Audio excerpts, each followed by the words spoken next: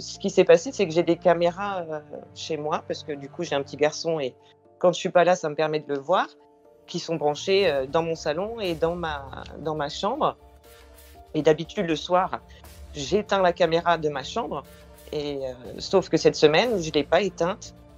Et du coup, un matin, je me suis réveillée avec une notification de ma caméra qui me disait, voilà, il y a eu une présence, parce qu'en fait, elle capte les gens qui passent devant la caméra. Et du coup, je regarde pourquoi elle me dit ça. Et là, je vois, à ma grande stupéfaction et à ma terreur, parce que franchement, j'étais en grosse terreur, une énorme masse blanche assise sur mes pieds. On a l'impression qu'elle est assise sur mes pieds.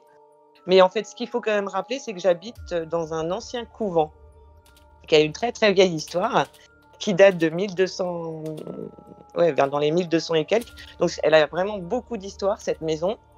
Ça a été aussi une maison qui s'est occupée, qui hospitalisait les mendiants de l'époque. Ça a été une maison qui hospitalisait aussi les enfants. Ensuite, ça a été des sœurs qui sont venues dedans et ça a été transformé ensuite en logement. Donc la bâtisse, déjà, elle est vraiment pleine d'histoire. Donc quand j'ai vu cette photo, du coup, je vous ai contacté. Hein. Voilà. Et c'est là que j'ai eu le droit à un beau message du doc. Un couvent, ça m'intéresse. Ouais. Il adore ce genre de lieu. Il adore. Ouais. Tu m'étonnes. Ouais. Je crois que de mémoire, c'est un couvent qui date du XVIIe siècle. Hein. Ouais. Et effectivement, se sont succédés et la partie religieuse et ensuite un hôpital qui était dédié aux gens qui étaient sans abri et voilà. Tout à fait, c'est ça. Donc un passif assez lourd. Gros passif, parce que même moi j'ai mes copines, elles n'aiment pas venir chez moi. Hein. À chaque fois elles viennent à reculons parce qu'elles trouvent que l'ambiance est lourde, très lourde. Et du coup, Doc, est-ce que tu avais des questions vis-à-vis de tout ça? Moi, je veux dire, en termes de toi ou même Henning, pour le coup, vous qui êtes habitué à ce genre de choses, on a diffusé la photo, hein, et du coup, ils l'ont vu aussi bien avant, parce qu'on en a pas mal parlé un petit peu quand même. Moi, il faut savoir que j'ai demandé à voir une vidéo, mais ce n'est que des photos. Il faut bien le préciser aux personnes qui se posent la question, parmi les viewers. Il n'y a pas de vidéo, c'est pas une image qui est découpée, qui est isolée d'une vidéo. C'est tout simplement en fait une captation de photos lors d'un mouvement. Maintenant, il y a eu pas mal de suspicions parce que tu l'as diffusé aussi dans le Discord pour le coup avant l'émission hier, si je ne me trompe pas. Tu as eu pas mal d'hypothèses, entre autres celle qui est le plus ressortie pour le coup serait la couette. Une possibilité que ce soit un mouvement dû à la couette. Alors je vais remettre l'image, comme ça vous pouvez toujours donner vos avis dans le chat au cas où. J'ai quelque chose à dire quand même, c'est que cette nuit, j'ai rebranché ma caméra. Du coup, elle a été rebranchée et je l'ai mis à capter des photos. Donc, elle n'a pas bougé de place. Moi, par contre, la nuit, j'ai bougé. J'ai dû faire les mêmes mouvements que les autres nuits d'avant. Et il n'y a pas eu de prise de photo de mon appareil ou quoi que ce soit cette nuit. Il n'y a rien eu du tout. Non. Après, pour revenir à l'idée de la couette, parce que je t'avoue que j'y ai pensé quand je l'ai vue, parce que c'est bien blanc, etc. Mais la chose qui m'interpelle en fait par rapport à la couette, ce qui me laisse supposer que ça ne serait peut-être pas ça, c'est que tes pieds sont nets, donc c'est qu'ils ne sont pas en mouvement, ton bras gauche non plus, ils sont bien collés au matelas, donc pareil, il n'y a rien qui indique qu'eux étaient en mouvement, contrairement à la couette, si c'était la couette. Même si ça m'a l'air d'être la couette en termes de visu, mais je n'ai pas d'indication que le mouvement vient de toi. Non. En tout cas, je sais pas quel est votre ressenti, que ce soit Henning ou le doc pour le coup. Moi, quand je regarde la photo comme ça, après je suis pas une spécialiste des photos, mais on voit quand même la couette, on la voit presque jusqu'au bout en fait. On n'a pas l'impression que c'est... Moi, je vois pas un mouvement personnellement, hein. J'ai plutôt l'impression de voir la couette jusqu'au bout du lit. Donc, je pense pas trop je pense pas que ce soit un mouvement de la couette. C'est vrai qu'elle est étonnante, ta photo. Après, je vois pas spécialement quelqu'un d'assis. Je vois effectivement une ombre, une lumière. Je saurais pas dire ce que c'est, mais il y a quelque chose d'étonnant. En tout cas, il y avait une question. Il y avait une question pour toi, Florence, du coup, sur le chat. Quelqu'un qui demandait si tu avais pratiqué quelque chose chez toi de particulier pour attirer, enfin, qui aurait pu faire que ça a attiré une entité. Alors, quand j'étais jeune et pendant plusieurs années, j'ai fait beaucoup de spiritisme. Vraiment, beaucoup, même beaucoup trop. Je pense qu'à une époque, j'étais jeune, mais j'en ai fait très, très, très tôt. Et voilà, et jusqu'à mes 30 ans, on va dire que voilà, j'en avais fait beaucoup. Maintenant, la seule chose que je vous cache pas, parce que du coup, sans rentrer dans ma vie personnelle, c'est qu'on a un ami proche, un frère qui est à l'hôpital. Et du coup, 2 jours auparavant, avant ça, alors on y croit pas, peu importe, hein, mais je vous dis un petit peu ce qui s'est passé. C'est que j'ai parlé à mes anges. Voilà, je parlais à mes anges et j'ai dit: «Écoutez, aidez-nous, voilà, on a besoin de vous, faites-moi un signe, faites quelque chose, vraiment». Et j'ai mis des bougies à brûler un petit peu et j'ai dit: «Si vous êtes là, si vous entendez ce que je vous demande, faites-moi un signe». Et réellement, quand j'ai vu cette photo, ça m'a glacée sans me glacer.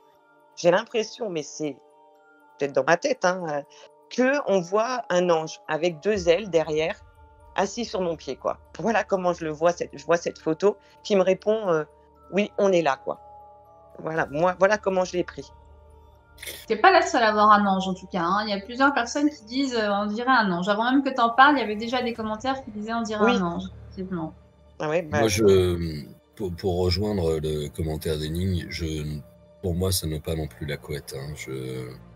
Ça fait vraiment un effet filant, un peu brumeux. Et sur un mouvement de couette, je pense qu'on n'aurait pas été sur ce genre de choses. Et puis ça aurait recommencé. Ça aurait pu se reproduire en plus et tu aurais pu le capter à d'autres moments où tu aurais bougé dans ton lit et ce genre de capture, tu aurais pu l'avoir vraiment dans d'autres occasions dans ce cas-là. Donc, pour moi, la couette, on peut essayer de l'imaginer, mais je pense pas, sinon ça n'aurait pas fait un type de brume comme ça, en tout cas assez disparate. On aurait eu quelque chose de plus suivi et voilà. Donc, sinon, à part ça, comment se passent tes nuits? C'est la catastrophe. Hein. Là, je vous cache pas que, en fait, alors avant cette apparition, par contre, alors pourtant, je ne pensais plus du tout à ces choses-là. Ça fait longtemps que je ne suis plus du tout là-dedans. Sauf que depuis 2 ans que j'ai emménagé ici, je le trouve le lieu très étrange. Mais je vous dis, depuis 2 semaines à 3 semaines, j'ai vraiment le sommeil catastrophique. C'est-à-dire que je me couche et je suis comme les petits-enfants. Si je pouvais me mettre sous la couette et pas rouvrir les yeux jusqu'au lendemain matin, je le ferais parce que j'ai cette impression sans cesse d'être regardée. Mais vraiment, d'être regardée dès que je me couche et qu'il y a du passage, quoi. Voilà, j'ai cette sensation-là. Je suis pas folle, hein, je vous jure, je suis pas folle. Vraiment. Mais ouais, j'ai très, très peur en ce moment. Très, très peur. Qu'est-ce que tu lui conseillerais, Doc, du coup, par rapport à ça? Justement, en fait, je voulais aller un tout petit peu plus loin dans ces questions. C'est une maison qui est grande ou c'est... quel est le contexte de l'endroit où tu vis, en fait? C'est un appartement? C'est une maison? C'est un appartement et c'est une vieille bâtisse avec plusieurs appartements, en fait.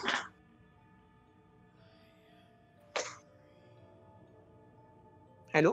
Je sais pas, je pensais que le doc voulait poursuivre en fait, donc j'ai pas osé parler. Si, je pense encore. Je poursuis.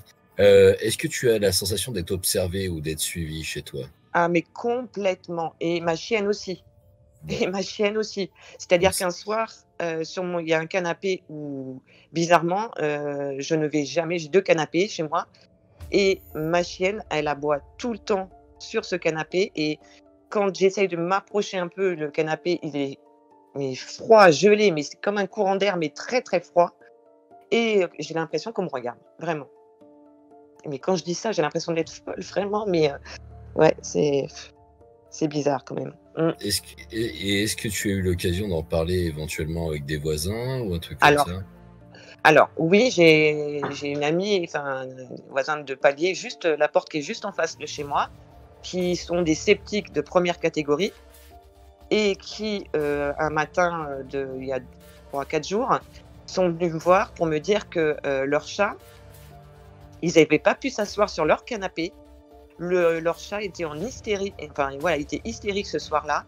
Il poussait des grognements, je sais pas comment on dit pour les chats, là, ils feulent, je sais plus comment crachent, on dit. On dit qu'ils crachent voilà. souvent. Oui, voilà, exactement ça. Et de la soirée, ils n'ont pas pu s'approcher de leur canapé. D'accord. Alors, c'est dommage qu'on n'ait plus Marc ou Tom, puisqu'il y a des personnes qui se demandent si ce serait pas un papillon de nuit qui serait approché trop près de la caméra. Ah bah dans ma chambre. Ouais. J'ai pas de papillon de nuit dans ma chambre, mais Bon. parce que du coup ma chambre est fermée, mes fenêtres sont fermées et volets fermés, donc non, je pense que non. Je l'aurais retrouvé dans la chambre le lendemain. Merci Mika d'avoir remis l'image, parce que moi pour le coup je vois pas du tout un papillon de nuit. J'ai du mal avec l'idée du papillon de nuit. Après pourquoi pas, soit, parce que c'est compliqué quand même de déceler une chose comme ça à vue d'œil, donc je comprends le raisonnement.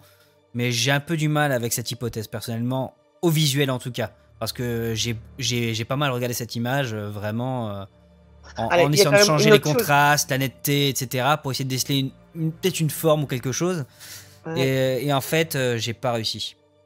Par contre, il y a quand même quelque chose. Alors, je sais pas, Mika, je t'en avais parlé, mais réellement, ce qui est très bizarre sur la bâtisse, alors, c'est vrai qu'on a une rivière un peu plus loin, mais il y a des périodes, ça arrive comme ça en une après-midi, où la bâtisse est remplie de mouches, mais quand je vous dis des mouches, mais il y en a de partout, sur chaque fenêtre, sur chaque mur, vraiment, il y en a partout, et elles disparaissent comme elles sont venues.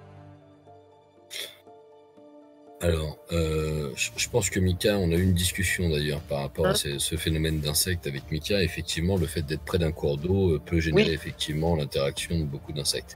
Autant. Après, il est vrai que on a pu constater que dans certains lieux où effectivement il pouvait y avoir des activités paranormales, qu'il y avait souvent des grosses invasions d'insectes. Franchement, c'est impressionnant, parce que j'ai vécu à la campagne. Moi aussi, j'ai vu, il y avait des champs de vaches autour de moi et je n'avais pas eu autant de mouches et elles sont à moitié groggy, elles sont toutes molles. Enfin, je sais pas, c'est très bizarre. Et elles sont, c'est vraiment des centaines et des centaines, quoi. Et quand elles viennent, le lendemain, j'ouvre mes volets et j'en ai des dizaines de mortes et des cinquantaines de mortes à mes fenêtres, quoi. La question, est-ce que c'est le cas sur les autres bâtisses de la rue ou de la zone? Après, je ne sais pas, parce que du coup... ça serait déterminant, je pense, pour cette thèse, pour cette hypothèse. Ouais, c'est clair. Je n'ai pas de voisins autour qui pourraient me répondre, mais après, parce que les maisons sont assez loin les unes des autres. Après, je peux poser la question. Je pense que ça aiderait beaucoup déjà pour voir si c'est une hypothèse à éliminer ou pas. Si c'est le cas dans d'autres bâtisses, je pense que c'est vraiment dû à la rivière, personnellement. Clairement. Mais elle est quand même pas collée à ma maison, hein. Elle est quand même bien... Ah non, mais moi je t'explique comme j'ai expliqué. Bon, là je le cache pas parce que du coup ça donne en rien mon adresse pour le coup. J'habite pas très loin d'un étang. Mais quand je dis pas très loin, c'est qu'il est quand même à 150 mètres. Hein. Donc c'est pas à côté, c'est pas collé. Hein. C'est loin de chez moi non plus, quoi. Mais ça reste relativement proche. Mais ça reste du coup, ça forme un secteur quand même qui est assez propice à la propagation de moustiques, mouches et autres insectes. Parce qu'ils sont attirés par l'humidité. Et après il y a l'environnement qui va autour parce qu'ils restent pas que sur l'eau évidemment. Mais je pense que si tu as ce même problème de mouches sur les bâtisses environnantes, clairement, ça n'a rien à voir avec ton bâtiment, je pense. Ce n'est que mon avis, hein, qu'on soit bien d'accord.